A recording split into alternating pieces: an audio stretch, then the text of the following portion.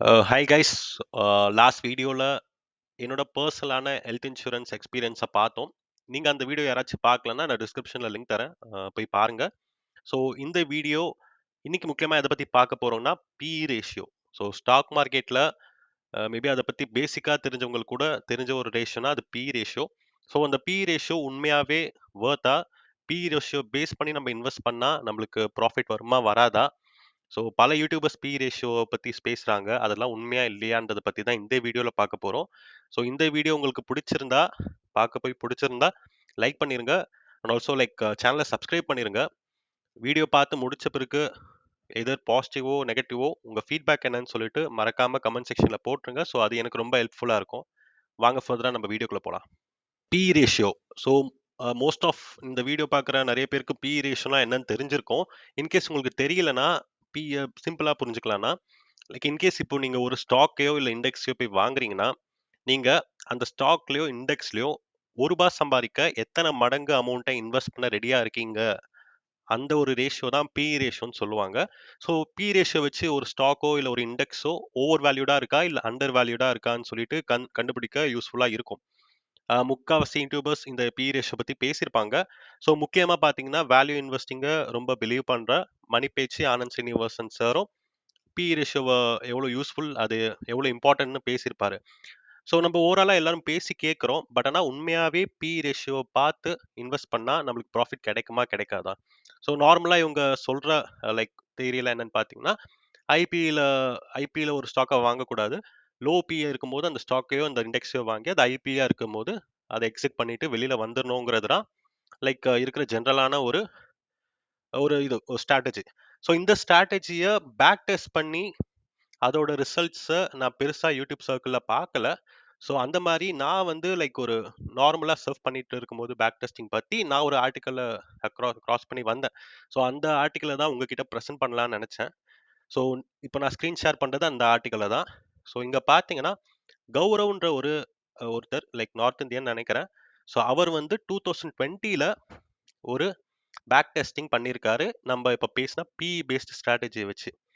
So என்ன மாதிரினா, so இப்போ எல்லாரும் சொல்றாங்க அதிகமான பி இருக்கும்போது எக்ஸிட் ஆகணும், கம்மியான பி இருக்கும்போது என்டர் ஆகணும்னு. ஸோ இந்த ஸ்ட்ராட்டஜி யூஸ் பண்ணி நம்ம லாங் டேர்முக்கு இன்வெஸ்ட் பண்ணா உண்மையாவே அது நம்மளுக்கு ப்ராஃபிட்டபிளா இருக்குமா இருக்காதா? ஸோ அதை பத்தி தான் அவர் பேக் டெஸ்ட் பண்ணியிருக்காரு. ஸோ பேக் டெஸ்டிங்னா நிறைய பேருக்கு தெரியாது. சிம்பிளா சொல்லணும்னா ஏதாச்சு ஒரு இது இப்போ நம்ம பண்ண போற பேக் டெஸ்டிங் ஸ்டாக் மார்க்கெட்ல. ஸோ மற்ற செக்டார்ஸ்லயும் பேக் டெஸ்டிங்கிறது இருக்கு.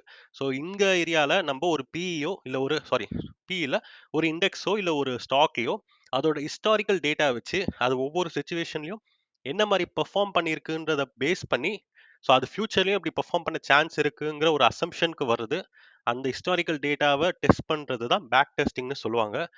ஸோ அது பாஸ்ட் ஹிஸ்டரி டேட்டா வச்சு தான் பண்றோம். பட் ஸ்டில் பாஸ்ட்ல நடந்தது ஃபியூச்சர்ல நடக்கும்ன்றதுக்கு எந்த ஒரு கேரண்டியும் இல்லை. பட் ஆனால் இது நம்மளுக்கு ஒரு ஆடட் ஒரு எப்படி சொல்றது, இப்போ ஒரு டெசிஷன் எடுக்க போறோம்னா இந்த ஒரு ரீசன் நம்மளுக்கு ஒரு சப்போர்ட் ஆட் பண்ணும். மற்றபடி இதையே பேஸா வச்சு நம்ம ஒரு டெசிஷன் எடுக்க முடியாது. பட் ஸ்டில் இந்த பி பேஸ்டு ஸ்ட்ராட்டஜி பாஸ்ட்ல ஒர்க் ஆயிருக்கா இல்லையாங்கிறது தான் நம்ம இந்த வீடியோல பார்க்க போறோம். பேக் டெஸ்டிங்கை நார்மலா நம்ம நிறைய வழியில பண்ணலாம். நார்மல் எக்ஸல்லையும் நம்மளால பேக் டெஸ்ட் பண்ண முடியும். நார்மலா இந்த மாதிரி பைத்தன், ஜாவான்ற ஒரு கோடிங் ஸ்கிரிப்ட்ஸை வச்சும் நம்மளால பேக் டெஸ்ட் பண்ண முடியும். அதே நேரத்தில் சாட் ஜிபிடி வச்சு கூட பேக் டெஸ்ட் பண்ண முடியும். இன்கேஸ் உங்களுக்கு சாட் ஜிபிடி வச்சு பேக் டெஸ்ட் பண்ண ஒரு வீடியோ செப்பரேட்டாக வேணும்னா மறக்காம கமெண்ட் செக்ஷனில் சொல்லுங்க. நான் ஒரு தனி வீடியோ அதுக்காக ப்ரிப்பேர் பண்ணுறேன். ஸோ இங்கே பார்த்தீங்கன்னா அவர் பைத்தனை வச்சு இந்த ஸ்ட்ராட்டஜியை பேக் டெஸ்ட் பண்ணியிருக்காரு. ஓகேவா? ஸோ பைத்தனை வச்சு பேக் டெஸ்ட் பண்ணும்போது இவர் எடுத்த ஸ்ட்ராட்டஜி, ஸோ நம்ம ஆல்ரெடி பார்த்த மாதிரி பி ரேஷியோ பேஸ் பண்ணி இதை பண்ணியிருக்காரு. ஸோ இவர் இங்கே வச்சிருக்கிற ரூல் என்னன்னு பாருங்க. ஸோ இந்த ஸ்ட்ராட்டஜியை பேக் டெஸ்ட் பண்ண அவர் எடுத்தது நிஃப்டி 500.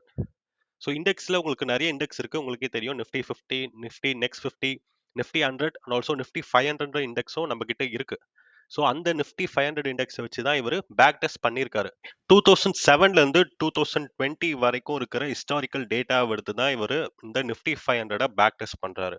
ஸோ இந்த பேக் டெஸ்டிங்கோட சிம்பிளான ரூல் என்னன்னு பார்த்தீங்கன்னா, அவர்கிட்ட இன்கேஸ் 2007ல அவர்கிட்ட ஒரு 10,000 கையில் ஒரு கேஷ் இருந்து அதை 2007ல இன்வெஸ்ட் பண்ண ஆரம்பிச்சு, இப்போ நம்ம முன்னாடி பார்த்த இந்த ஐபிஇ, லோ பி ரேஷியோ வச்சு இன்வெஸ்ட் பண்ணியிருந்தா அவர் என்ன மாதிரியான ரிட்டர்ன்ஸ் எடுத்திருப்பாருங்கிறத காமிக்கிறதுக்கு தான் இந்த பேக் டெஸ்டிங். ஓகேவா?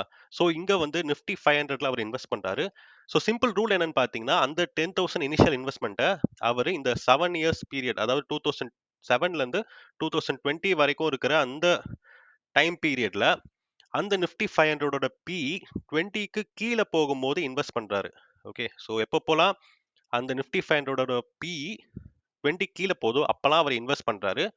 எப்பலாம் அந்த நிஃப்டி 500ஓட பிஇ 24க்கு மேல போகுதோ, அப்பலாம் அவரு அந்த நிஃப்டி 500 எக்ஸிட் பண்ணிட்டு, அந்த கேஷ மொத்தமா கொண்டு போய் கோல்ட்ல இன்வெஸ்ட் பண்றாரு. ஓகேவா? ஸோ இனிஷியலா அவரு மத்த இதுலயும் கன்சிடர் பண்ணாரு. எது கேஷா வச்சுக்கலாமா? இல்ல பாண்ட்ல போடலாமான்னு. பட் ஆனா இந்த ஒரு பேக் டெஸ்டிங்க்கு ஒன்ஸ் நிஃப்டி 500ஓட பிஇ 24 தாண்டும்போது, அத அப்படியே ரெடீம் பண்ணி, அத கோல்ட்ல மூவ் பண்ணி வச்சுக்கிறாரு. ஸோ இதுதான் இந்த ஸ்ட்ராட்டஜியோட பேசிக்கான ரூலு. ஸோ இந்த ஸ்ட்ராட்டஜிய வச்சு அவர் பேக் டெஸ்ட் பண்ணி பார்க்குறாரு. 2007லேருந்து 2020 வரைக்கும் இதே ஸ்ட்ராட்டஜிய ஃபாலோ பண்ணிட்டு வந்திருந்தா, 2020ல அவருக்கு என்ன மாரியான ரிட்டர்ன்ஸ் வந்திருக்குங்கிறது தான் இந்த பேக் டெஸ்டிங்கோட ரிசல்ட்ஸா இருக்கும். ஸோ இது பார்த்தீங்கன்னா, இதான் அவர் பேக் டெஸ்ட் பண்றதுக்கான கோடு. ஸோ இது ரொம்ப டெக்னிக்கலா இருக்கும். பட் ஆனா இது இது நம்மளுக்கு தேவையில்ல. ஓகேவா? ஸோ டைரக்ட்டா நம்ம ரிசல்ட்ஸ்க்கு போயிடலாம். இன் கேஸ் அவரு இந்த ஸ்ட்ராட்டஜிய ஃபாலோ பண்ணாம, வெறும் நிஃப்டி 500ல மட்டும் அவர் இன்வெஸ்ட் பண்ணியிருந்தா என்ன மாரியான ரிசல்ட் இருந்திருக்கும்? இந்த ஸ்ட்ராட்டஜிய ஃபாலோ பண்ணதுனால அவருக்கு என்ன மாரியான ரிசல்ட் வந்திருக்குங்கிறது தான் இந்த கிராஃப்ல நம்மளுக்கு காமிக்கிறாங்க. ஸோ இங்க பார்த்தீங்கன்னா, இந்த ஆரஞ்ச் லைன் தான் normal Nifty 500 investing. In case நார்மலா நம்ம எந்த ஒரு ஸ்ட்ராட்டஜியும் யூஸ் பண்ணாம, டைரக்ட்டா இந்த நிஃப்டி 500ல மட்டும் இன்வெஸ்ட் பண்ணிட்டு வந்திருந்தா, இந்த சார்ட்ல இருக்கிற இந்த ஆரஞ்ச் லைன் எப்படி க்ரோ ஆகுதுன்னு பாருங்க. இன்கேஸ் அவர் 2 ஸ்ட்ராட்டஜியும் யூஸ் பண்ணாம, நிஃப்டி 500லயும் போடாம, வெறும் கோல்ட்ல மட்டுமே 2007லேருந்து இன்வெஸ்ட் பண்ணியிருந்தா என்ன மாரியா குரோத் இருந்திருக்குங்கிறது தான் இந்த கிரீன் லைன் காமிக்குது. இந்த கிரீன் லைன் வந்து கோல்ட் என்ன மாரி க்ரோ ஆயிருக்கு இந்த டைம் பீரியட்லங்கிறது தான் இந்த கிரீன் லைன் காமிக்குது. இன்கேஸ் ஸோ 2மே பண்ணாம, அவரு நம்ப யூஸ் அந்த லைக் ஸோ எல்லாரும் சொல்ற அந்த ஸ்ட்ராட்டஜிய பேஸ் பண்ணி இன்வெஸ்ட் பண்ணியிருந்தா, அவருக்கு என்ன மாரி குரோத் இருந்திருக்குங்கிறது தான் இந்த ப்ளூ லைன் காமிக்குது. ஸோ இன்கேஸ் அவர் வந்து லைக் லோ பிஇல வாங்கி, ஹை பிஇல செல் பண்ணி, அந்த செல் பண்ண இதுவ திரும்பி கோல்டுக்கு மூவ் பண்ணிட்டு, திரும்பி ஒன்ஸ் அந்த பிஇ 20 கீழ வரும்போது, திரும்பி கோல்ட்ல இருக்கிற அமௌண்ட்ட என்கேஷ் பண்ணி, அத நிஃப்டி 500ல போட்டு, இந்த மாரி லைக் ரொட்டேஷனலா பண்ணிட்டு இருந்தா, அவருக்கு என்ன மாரியான குரோத் இருந்திருக்குங்கிறது தான் இந்த ப்ளூ லைன். அதாவது ஸ்ட்ராட்டஜி எப்படி வொர்க் ஆயிருக்குன்றது காமிக்குது. இந்த 3 சினாரியோலயும் அவரு இனிஷியலா இன்வெஸ்ட் பண்ண 10,000 எப்படி பெர்ஃபார்ம் பண்ணுச்சுங்கிறத தான் இந்த சார்ட்ல நம்ம பார்த்துட்டு இருக்கோம். ஸோ அவரு அந்த இன்வெஸ்ட் பண்ணியிருந்த செப்டம்பர் 2007 டில் 2020 அது வரைக்கும் டோட்டலா 12 இயர்ஸ் 9 மந்த்ஸ் கிட்ட இந்த டைம் ஃப்ரேம் இருக்கு. ஸோ இந்த டைம் ஃப்ரேம்ல அவரு இந்த சினாரியோஸ கிரியேட் பண்ணி பார்க்கும்போது, அவர் வெறுமனே எந்த ஒரு இன்வெஸ்ட்மென்ட்டும் இல்லாம, எந்த ஒரு ஸ்ட்ராட்டஜியும் இல்லாம டைரக்ட்டா நிஃப்டி 500ல மட்டுமே இன்வெஸ்ட் பண்ணி வந்திருந்தா, இனிஷியலா அவர் இன்வெஸ்ட் பண்ண 10,000 அவருக்கு 2020ல ₹22,920 தான் அவர் கையில இருந்திருக்கும். இன்கேஸ் நிஃப்டி 500ம் இல்லாம, ஸ்ட்ராட்டஜியும் இல்லாம, அவர் டைரக்ட்டா அந்த அமௌண்ட்ட கோல்ட்ல மட்டுமே இன்வெஸ்ட் பண்ணிட்டு வந்திருந்தா, ₹45,898 அவர் கையில இருந்திருக்கும். ஸோ அது 2மே இல்லாம, அவரோட ஸ்ட்ராட்டஜி அதாவது நம்ம சொல்ற அந்த ஸ்ட்ராட்டஜி. ஸோ லோ பிஇல இருக்கும்போது வாங்கிட்டு, ஹை பிஇல இருக்கும்போது எக்ஸிட் ஆயிட்டு, இந்த ஸ்ட்ராட்டஜிய அவர் யூஸ் பண்ணியிருந்தா, அவர் கையில அந்த 10,000 ₹49,264 மாறி இருந்திருக்கும். ஓகேவா? ஸோ இதுல வந்து நம்ம அப்சல்யூட் ரிட்டர்ன்ஸ் பார்க்குறோம். இதுவே நம்ம CAGR compounded annual growth rate படி பார்த்தா, என்ன மாரியான ரிட்டர்ன்ஸ் இவருக்கு கிடைச்சிருக்குன்னு பார்க்கலாம். ஸோ இங்க நம்ம பார்க்கிறது தான் இன்கேஸ் அவரு வெறும் நிஃப்டி 500ல மட்டுமே இன்வெஸ்ட் பண்ணி வந்திருந்தா என்ன மாரியான ரிட்டர்ன்ஸ் அதாவது சிஏஜிஆர் அவருக்கு வந்திருக்குங்கிறத இந்த ஸ்க்ரீன்ல நம்ம பார்க்குறோம். So initial investment 10,000 so final investment ₹22,920. So அவர் வந்து டோட்டலா இன்வெஸ்ட் பண்ண டியூரேஷன் 13 இயர்ஸ். 12 இயர்ஸ் 9 மந்த்ஸ் நான் ரவுண்டா 13 இயர்ஸ்ன்னு போட்டுக்கிட்டேன். ஸோ இங்க பார்த்தீங்கன்னா, அவருக்கு கிடைச்சிருக்கிற காம்பவுண்டட் ஆனுவல் குரோத் ரேட் 6.59% மட்டும் தான். ஓகேவா? ஸோ இப்ப நம்ப கோல்ட்ல மட்டும் இன்வெஸ்ட் பண்ணியிருந்தா, அவர் என்ன மாரியான ரிட்டர்ன்ஸ் கிடைச்சிருக்கும்னு சொல்லிட்டு பார்க்கலாம். ஸோ இங்க கோல்ட்ல அவர் இன்வெஸ்ட் பண்ணும்போது, இனிஷியலா அவரு ₹10,000 இன்வெஸ்ட் பண்ணியிருக்காரு. ஸோ அவருக்கு கிடைச்சிருக்கிற அப்சல்யூட் ரிட்டர்ன்ஸ் எவ்வளோன்னு பார்த்தீங்கன்னா, 45,898 45,898 ஓகேவா? ஸோ இந்த சிச்சுவேஷன்ல அதாவது இந்த சினாரியோல அவர் இனிஷியலா 10,000 வெறும் கோல்ட்ல மட்டுமே இன்வெஸ்ட் பண்ணி அந்த 13 இயர்ஸ்க்கு அவரு ஹோல்ட் பண்ணியிருந்தார்ன்னா, அவருக்கு கிடைச்சிருக்கிற சிஏஜிஆர் பார்த்தீங்கன்னா, 12.44% சிஏஜிஆர் அவருக்கு கிடைச்சிருக்கும். ஸோ இப்போ ஸ்ட்ராட்டஜிக்கு வருவோம். இன்கேஸ் அவரு லோ பிஇல வாங்கி ஐபிஎல் அதை செல் பண்ணி அது கோல்டுக்கு மூவ் பண்ணிட்டு அந்த கோல்ட்லேருந்து ஒன்ஸ் திரும்பி நிஃப்டி 500 லோ பிஇ வரும்போது இந்த கோல்டில் இருக்கிற கேஷை நிஃப்டி 500 மூவ் பண்ணியிருந்தாருன்னா என்ன மாதிரியான ரிட்டர்ன்ஸ் வந்திருக்கும்னு நீங்கள் பார்த்தீங்கன்னா அவருக்கு ஸ்ட்ராட்டஜியில் 49,264 அதாவது இனிஷியலாக இன்வெஸ்ட் பண்ண 10,000 49,264 மாறி இருக்கும். ஸோ அதில் இங்கே நம்ம சிஏஜிஆர் பார்க்கும்போது 49,264. ஸோ அப்போ அவர் கிடைச்சிருக்கிற சிஏஜிஆர் பார்த்தீங்கன்னா 13.05% சிஏஜிஆர். ஸோ இதுல இருந்து நம்மளுக்கு என்ன புரியுதுன்னா நார்மலா நம்ம ஒரு இண்டெக்ஸ்லயோ இல்ல ஸ்டாக்லயோ பிளைண்டா சிப் பண்ற மாதிரி இன்வெஸ்ட் பண்ணாம ஸோ இந்த பி ரேஷியோ அதாவது ஐபியில் இருக்கும் போது வித்துட்டு லோ பியில் இருக்கும் போது என்டர் ஆகுறது நார்மலா நம்ம யூஸ்வலா ட்ரெடிஷ்னலா பண்ற சிப்பை விட பெட்டராகவே ரிட்டர்ன்ஸ் தருதுன்றது தான் இந்த பேக் டெஸ்டிங் நம்மளுக்கு சொல்லுது. பட் ஸ்டில் அகெயின் இது வந்து பாஸ்ட் டேட்டா ஃபியூச்சர்லயும் இப்படியே நடக்கும் நம்ம சொல்ல முடியாது. பட் ஸ்டில் நம்ம வந்து லைக் எப்பவுமே ஒரு டெசிஷன் எடுக்க போறோம்னா அதுக்கு முடிஞ்ச அளவுக்கு நிறைய ரீசன்ஸை நம்ம ஆட் பண்ணணும். அதுல வந்து இது ஒரு ஒன் ஆஃப் த வேலிடான ரீசன் நம்ம ஆட் பண்ணிக்கிறதுக்கு. ஸோ இந்த டெஸ்டிங்ல நீங்க பாத்தீங்கன்னா ஒரு டோட்டலாவே 8 ஸ்விட்சஸ் தான் பண்ணியிருக்காரு. ஸோ நம்ம இந்த ஸ்ட்ராட்டஜியில் பார்த்தீங்கன்னா நான் சொன்ன மாதிரி நிஃப்டி 500ல வித்து இன்கேஸ் இந்த நிஃப்டி 500 24 பி தாண்டி போகும்போது அதை ரிடீம் பண்ணி அந்த ரிடீம் பண்ண காசை அவர் கோல்டுக்கு மூவ் பண்றாரு. ஓகேவா? ஸோ அப்படி ரிடீம் பண்ணும்போது அவர் இந்த நார்மலாக அந்த எக்ஸிட் லோடும் தரணும், அதுக்கான டேக்ஸும் பே பண்ணணும்.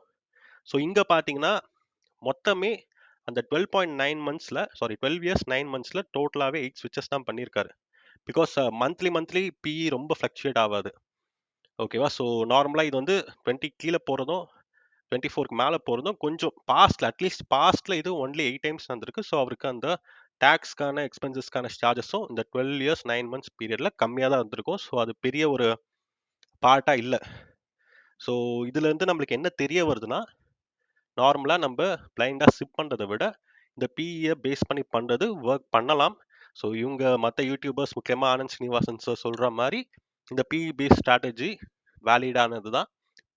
யா we can follow that. But ஆனால் அதுவும் one of the parameter. Even மற்ற பேராமீட்டர்ஸையும் பார்த்தா நம்மளோட சக்ஸஸ் ரேட்டை நம்மளால இன்க்ரீஸ் பண்ண முடியும். ஸோ இந்த கண்டென்ட் தான் நான் இந்த வீடியோவில் சொல்லலாம்னு நினச்சேன். ஸோ இந்த வீடியோ உங்களுக்கு பிடிச்சிருந்தா மறக்காம லைக் பண்ணுங்க, சேனலை சப்ஸ்கிரைப் பண்ணுங்க, உங்க ஃப்ரெண்ட்ஸ்க்கு ஷேர் பண்ணுங்க. வாட் எவர் பாசிட்டிவோ நெகட்டிவோ உங்க கமெண்ட்ஸை தயவு செஞ்சு நீங்க போஸ்ட் பண்ணுங்க. இந்த வீடியோஸ்ல நான் ஏதாச்சும் மிஸ்டேக்ஸ் பண்ணியிருந்தாலும் நீங்க மறக்காம கமெண்ட் செக்ஷன்ல சொல்லுங்க. ஸோ தட் நான் நெக்ஸ்ட் வீடியோல நான் இந்த மிஸ்டேக்ஸ்லாம் அவாய்ட் பண்ணிக்கலாம். ஸோ தேங்க்ஸ் ஃபார் வாட்சிங். Have a good day. By.